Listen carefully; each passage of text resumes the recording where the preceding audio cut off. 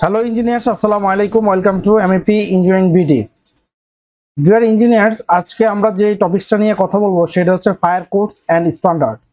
তো fire codes and স্ট্যান্ডার্ডটা খুবই basic, fire fighting সিস্টেমের খুবই বেসিক একটা টিউটোরিয়াল। তো আমরা হচ্ছে ফায়ার ফাইটিং সিস্টেমের, আপনারা জানেন যে আমাদের চ্যানেলে আমরা হচ্ছে MEP ইঞ্জিনিয়ারিং এর যত সাবজেক্টগুলো নিয়ে আছে সেগুলো নিয়ে আমরা কাজ করি। তো আমি অলরেডি আমাদের এই চ্যানেলে হচ্ছে প্লাম্বিং সিস্টেমের যে টিউটোরিয়ালগুলো রয়েছে ম্যাক্সিমাম টিউটোরিয়ালগুলো আপনাদেরকে আমরা দিয়ে দিয়েছি। এখন আমরা ফায়ার শুরু করেছি। আজকের যে টিউটোরিয়ালটা এটা হচ্ছে আমাদের দ্বিতীয় নম্বর টিউটোরিয়াল।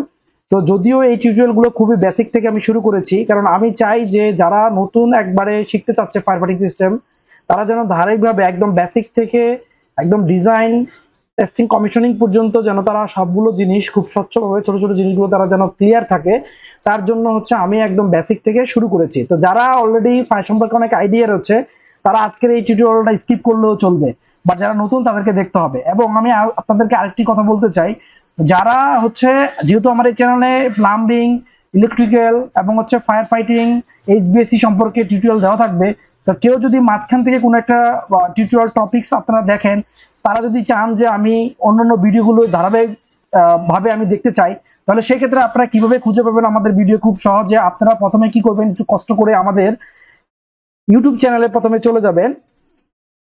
তো এই ইউটিউব চ্যানেলে গেলে প্রথমে আপনাদের কাছে এরকম একটা ইন্টারফেস আসবে, এবং এই ইন্টারফেস আসার পরে দেখবেন যে এখানে হোম, ভিডিও এবং প্লে লিস্ট রয়েছে। তো আপনারা হচ্ছে প্লে লিস্টে চলে যাবেন। এই প্লে লিস্টে যদি যান, হ্যাঁ, প্লে লিস্টে গেলে আপনারা দেখবেন যে এখানে দুইটা আমাদের ফোল্ডার রয়েছে। একটা হচ্ছে কি যে ফায়ার ফাইটিং সিস্টেম, আর একটা হচ্ছে প্লাম্বিং সিস্টেম।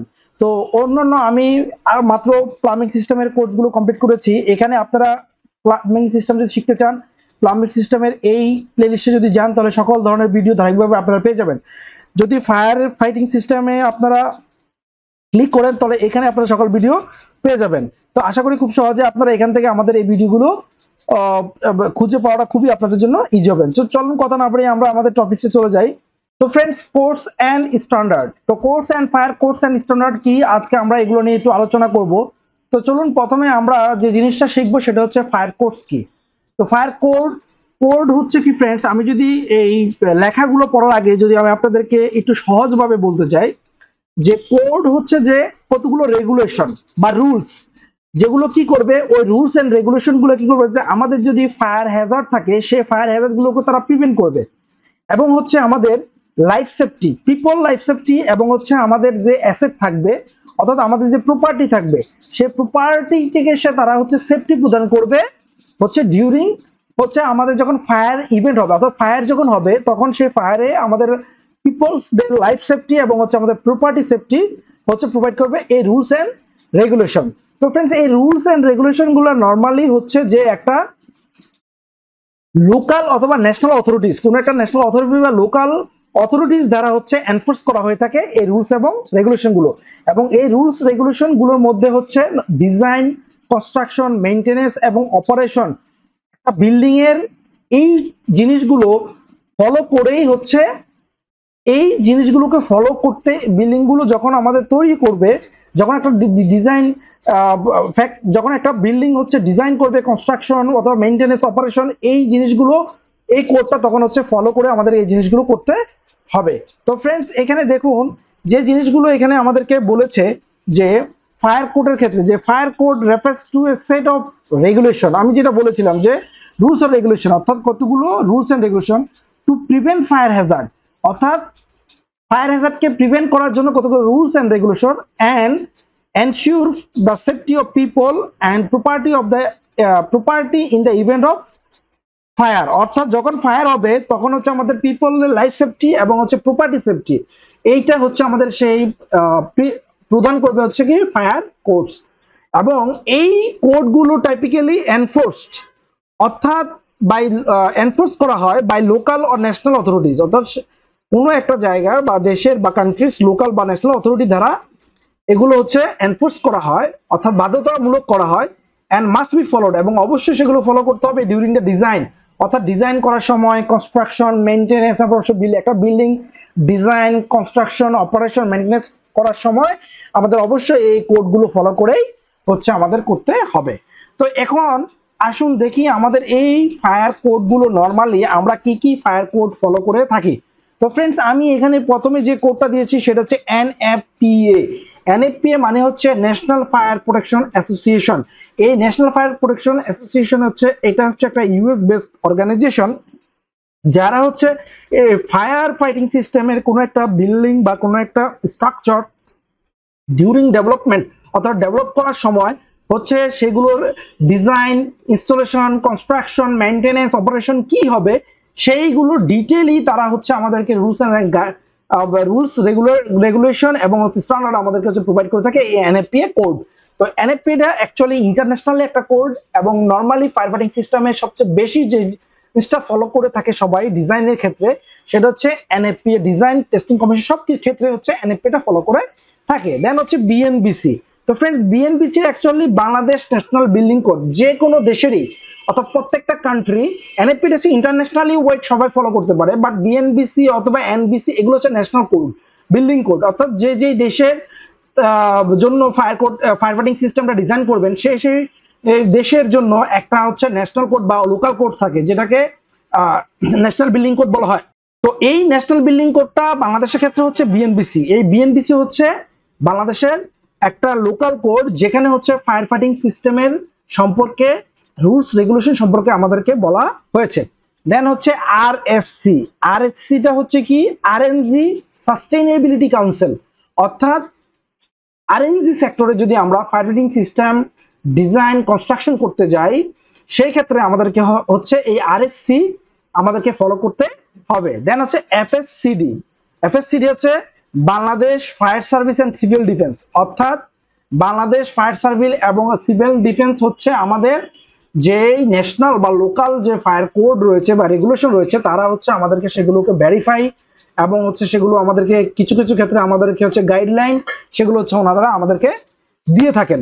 তো নর্মালি আমরা এই কয়েকটা হচ্ছে কোড ফলো করি।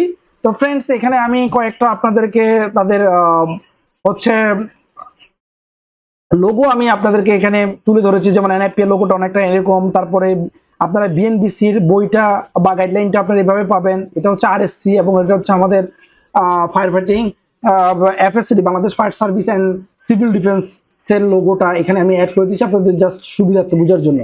আচ্ছা, এবার আমরা কোড, আশা করি আপনারা কোড সম্পর্কে ধারণা পেয়েছেন। এবার আমরা যেটা শিখবো standard, fire standard. Actually fire standard কি? ফায়ার স্ট্যান্ডার্ডটা হচ্ছে কি যে আমাদের ফায়ার কোডের মধ্যে হচ্ছে কিছু রুলস রেগুলেশন অর্থাৎ কিছু গাইডলাইন বলা হচ্ছে যে এখানে হচ্ছে আমাদের স্প্রিংলার সিস্টেম ইউজ করতে হবে, বা এই হ্যাজার্ডের জন্য আমাদের হচ্ছে এক্সটিংগুইশার ইউজ করতে হবে, বা এই হ্যাজার্ডের জন্য আমাদের ফায়ার পাম্প ইউজ করতে হবে।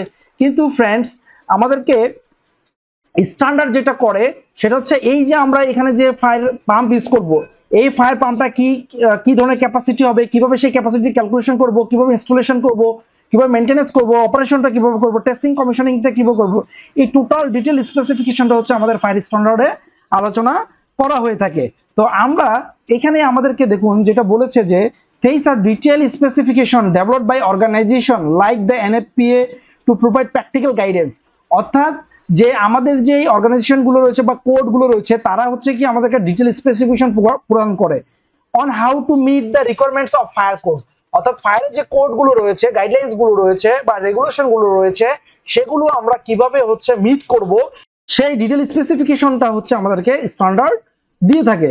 তো দেখুন এখানে কি বলেছে, তারপরে they offer specific detail on things like fire extinguisher placement, sprinkler system installation and alarm system requirements। অর্থাৎ সেই সিস্টেমগুলোর ডিটেইল হচ্ছে আমাদেরকে ফায়ার স্ট্যান্ডার্ড দিয়ে থাকে।